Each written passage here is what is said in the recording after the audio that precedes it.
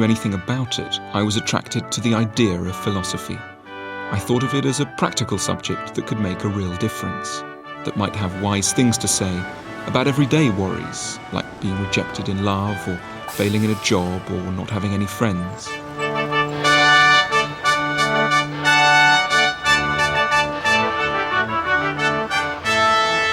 Philosophy promised something that might sound a little naive, but was in fact rather profound, a way to learn to be happy.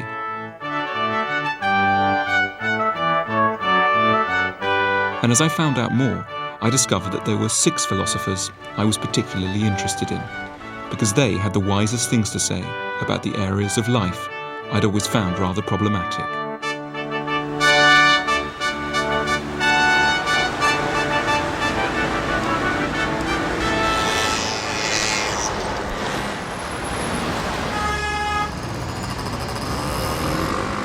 The first problem that I came to Rome to try and find an answer for was anger. And you only have to spend a few minutes in the city to realize that anger is a massive problem.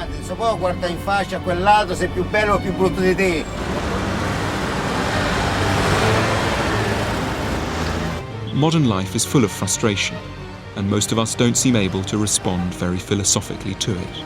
We're prone to losing our tempers. Anger seems as much a part of our lives today as bad driving and traffic jams.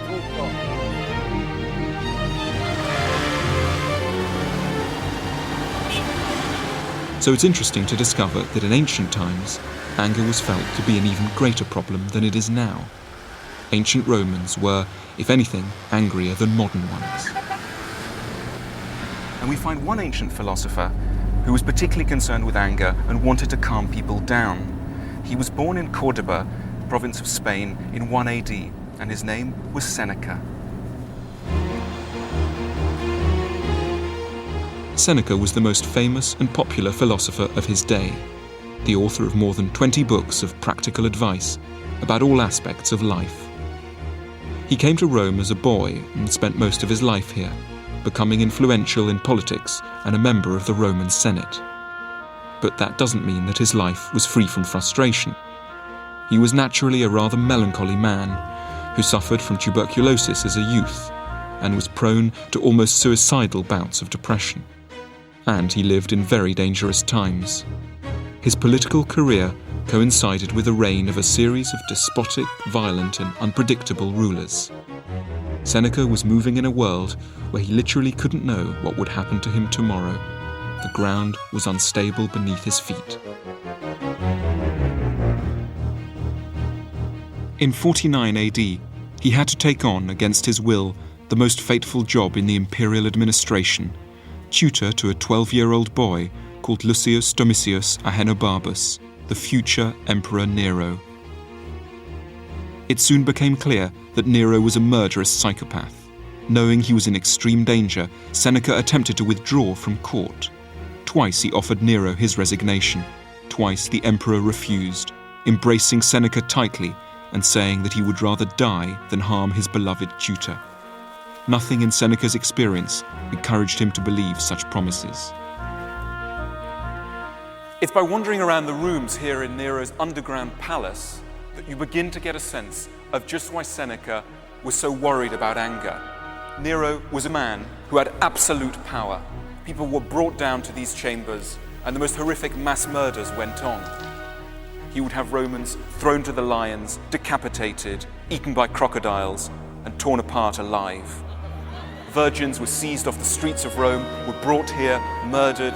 Gladiators who hadn't performed well were disemboweled and thrown to wolves, all in these underground chambers. It was because the consequences of anger were so great that Seneca was desperate to assuage them.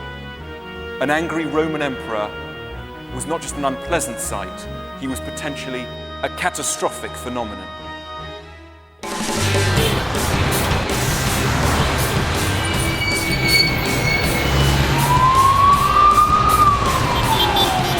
Oh, you ain't turning right there, mate, are you? Whoa, dodgy.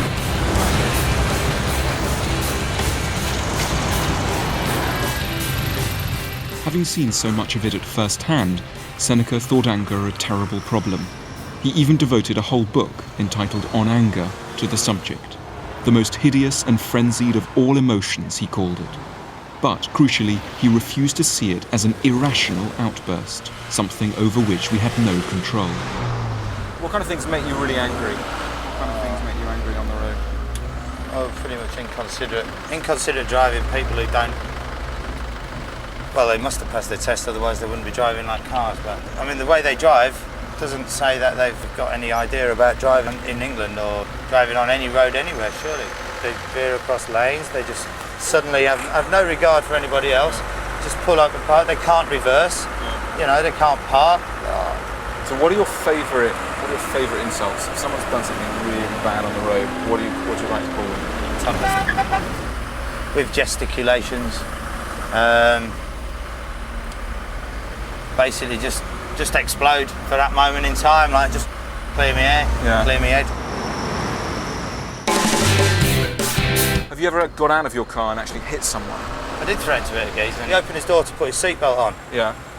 And I just crumpled his door, but he cut my finger like that. And Wayne Allingham is a driver with a delivery company. He finds it difficult to control his temper when he's on the road. He doesn't think there's much he can do about it.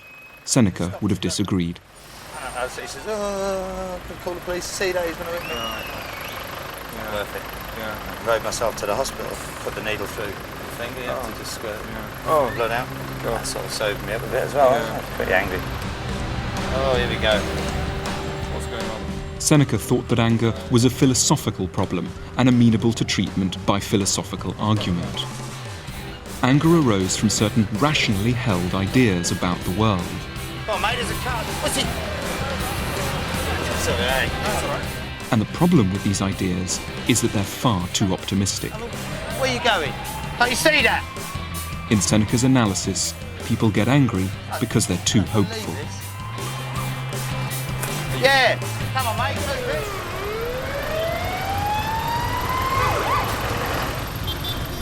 Do you think you'd describe yourself more as an optimist or as a pessimist? Oh, optimist. Gotta be. Optimist, yeah. But anyway, don't you think that being optimistic, you're permanently expecting that other people are going to drive in a better way? You know, other people can't drive. No. It's like to be able to drive. You can go for days without an incident. You think everything's getting better. The next thing you know, you come out and you see someone's done your van. And if it's a little car when they cut you, think yeah, but take your life, especially when they got kids in the back. Hang on. And How long have you been driving a van? A van, 2 years. I've been driving a van 2 years. Every day. Yeah. Every day someone cuts you up, someone does something stupid, right? Yeah. And yet every time you get surprised and you get angry. In a way, it's like you're surprised that this thing has happened again. Do you think it might be a good idea to kind of get more pessimistic about other drivers? Because then you sort of calm down about their driving. Like if you told yourself, other people just can't drive. Whenever we get angry, there's an element of surprise and a sense of self-pitying injustice. What Seneca would say to Wayne is that traffic jams and bad driving are neither unfair nor surprising. They're a predictable feature of life. The person who gets angry about them simply has the wrong expectations of the world. So Seneca's first piece of advice is to be more pessimistic, to adjust our view of the world so as to be less surprised when reversals occur. And he urges us to bear something else in mind too. If we can accept that there's often nothing we can do about our frustrations, we'll be less likely to lose our rag when we encounter them. Your indicator's on, mate. Your indicator.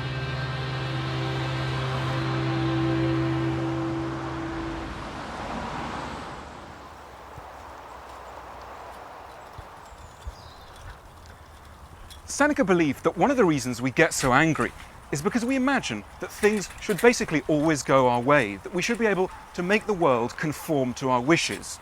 But actually, we can't. There are many things that we just have to accept. We're often not free to change things.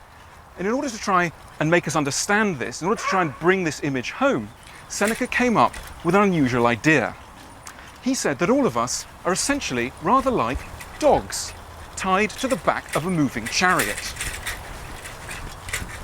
Now the leash is just about long enough to give us some freedom, but it isn't long enough to allow us to move wherever we want.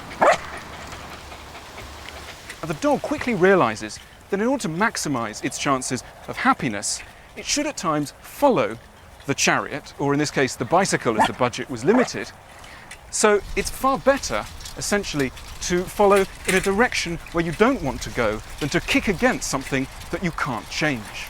Because then you'll end up not only going where you don't want to go, but also being strangled. But we do have one advantage over animals. We have reason and dogs don't. And this reason gives us a key advantage. It means that we can realise what we can change and what we can't. We may be unable to alter certain events, but we can always change our attitude towards those events. And it's this ability that Seneca believed gave us our distinctive form of freedom. Come on, Flora, necessity commands you to come this way. Come on, come on.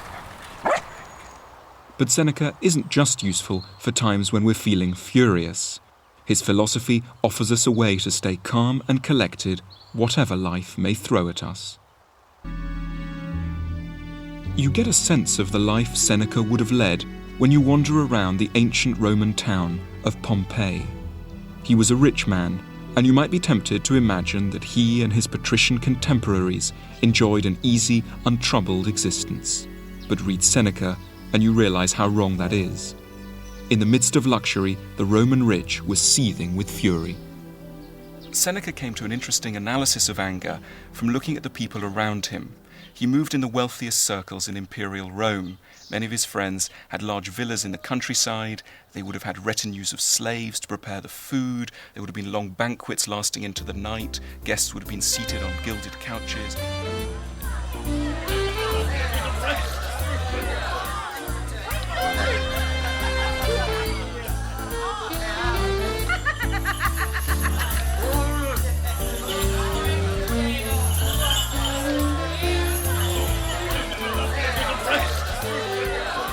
Seneca noticed a surprising thing in the world around him, that being rich tended to make people angrier, not calmer.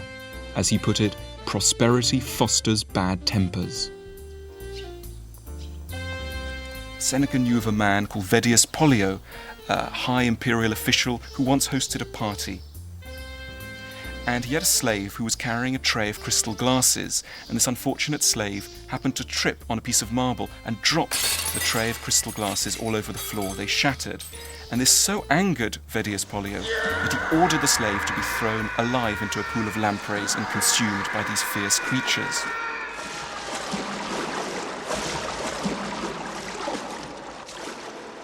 Now, what was essentially going on in Seneca's analysis was that Vedius Pollio believed in a world in which glasses simply don't get broken. Seneca thought that the problem with rich people like Vedius was that their expectations were absurdly high. And that's as true of the rich today. Watch people at a first-class airline check-in desk, and you realise that people tend to shout more there than at the economy class counter. The wealthier you are, the more expectations you tend to have. And it's when expectations are dashed that fury breaks out. The rich believe their money will insulate them from setbacks and frustrations, and that's one of the absurdest expectations of all.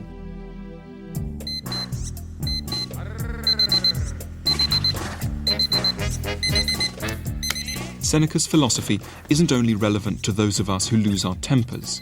He thought we all react badly to frustration, and so can all benefit from lowered expectations. I'm hopeless in the morning. I set my alarm and then I endlessly keep pressing the snooze button. I've only got like 10 minutes to get up. So then I rush along and down at the bus stop, usually kind of twitching, waiting for the bus to come along, because it never comes along. Of course it never comes along when you want to. Usually once I'm on the bus, I can relax to a certain extent, though there is always the traffic problem. And I'll sit there and probably read a manuscript. And then finally get into work and open my emails, look at the sales figures, and look at my diary, think, well, oh my God, I've got to do this or I've got to do that. That's how the day starts. Rick, well, what kind of fiction planning meeting? Phoenicia Butterfield is the marketing manager for a publishing company. She finds the stress of her job difficult to cope with. I wondered whether Seneca might help her too. Okay, bye. What's your average day like here? Quite hectic, lots of meetings. Publishers tend to be kind of quite verbose. Authors phone up and they'll suddenly say, is this happening? And then you'll have to check up to see whether it is or not. And what kind of things stress you out most? Meetings that drag on. Yeah. Like someone will say, can we have a really quick meeting and it'll only be half an hour, and then you're sitting there kind of twitching because it's taken an hour and a half and you're thinking of all the things you've got to do. And what do you do when you get particularly stressed? You know, when your desk is overflowing with papers, Yes, as it I seems to be know. now. What do you actually do to kind of... what do I do? I run around and get bossy. God. There could be one solution to all this. There might be one solution. What could the solution be? Well, our friend Seneca, Yeah. he had this one idea that he says that what makes us most stressed out is things that take us by surprise.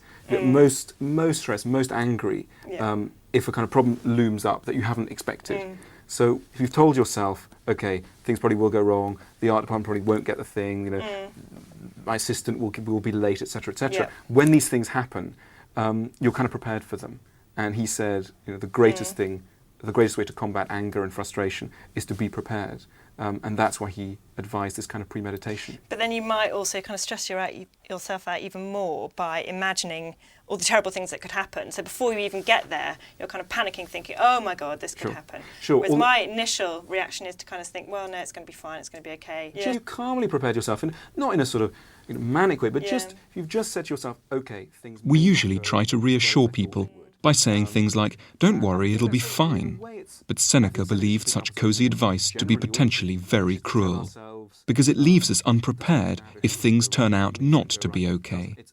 So he recommended an opposite strategy, a calm, daily meditation on all the things that might go wrong. And I think what he was trying to do was simply get us to structure those thoughts, which we sometimes have, so that we'd actually do them every morning. So you do it every morning? So you do it every morning. Yeah. I mean, is that something you'd like to try, maybe? Yeah, okay. Give it a try. Okay. Well, I'm going to be late for work because I'll get to the bus stop and I'll wait a long time for the bus and it will finally come, and then what will happen is that the bus driver will be in a bit of a hurry, so he'll slam the brakes down and he'll probably crash into somebody, and so then I'll be late for work, and then I'll be late for a meeting which starts at 9, and I'll walk in and 20 people will kind of turn around and go, as I kind of predicted. The bus didn't have a crash, but it was really, really late, so I was late and everyone did kind of go. But luckily everyone wasn't too depressed and I didn't get any more work out of it. I've got a doctor's appointment, just a check-up, but they'll probably say that I've got terminal brain cancer or something like that. Hi, I'm a bit late because I overslept, which is really annoying, so I was planning to get in early and write a presentation for an author, so that's kind of scuppered that plan. I've got a cold, so it'll probably develop into pneumonia or something. And I've got a meeting with UIP, which is a film distributor, about a film tie-in that we're doing. And they'll probably demand loads of money from us, which we don't have, and we'll end up having an argument. Well, I thought I'd kind of sum up my week of being deeply pessimistic every day. I think, in a way, it can be useful. Probably makes you prepare a bit more and realise that you're rushing around a little too much and everything's a little bit too last minute. And it makes you be aware probably of the things that you can affect in your life and the things that you can't. And the things that you can't affect, like the bus, or like other people not doing their jobs, or other people screwing up or not delivering on time. It makes you perhaps more philosophical about those kind of things.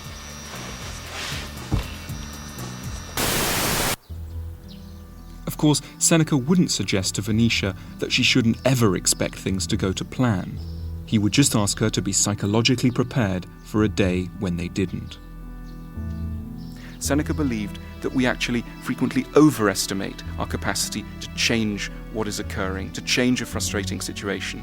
And it was in order to remind us constantly of just how many things lie outside of our control that he invoked a goddess.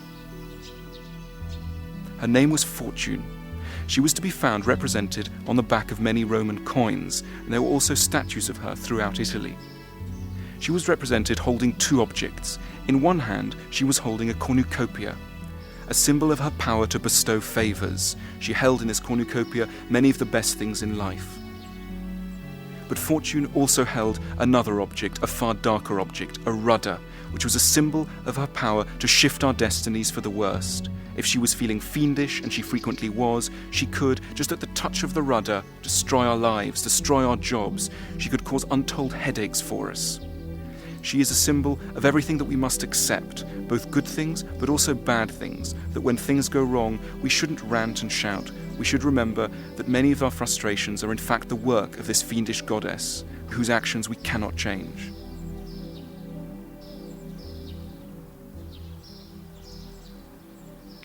Most of the inhabitants of Pompeii, a small town on the foothills of Mount Vesuvius, believed themselves to be the masters of their own destiny.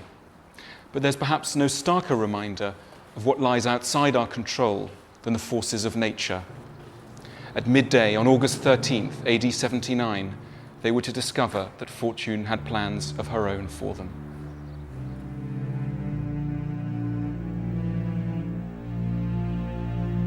Within hours, Pompeii was buried beneath scalding volcanic ash. It was a horribly graphic illustration of Seneca's point, that we are never immune from fortune. Even when things look safe, they may rapidly take a disastrous turn for the worse. And the best way to protect ourselves is to be psychologically prepared.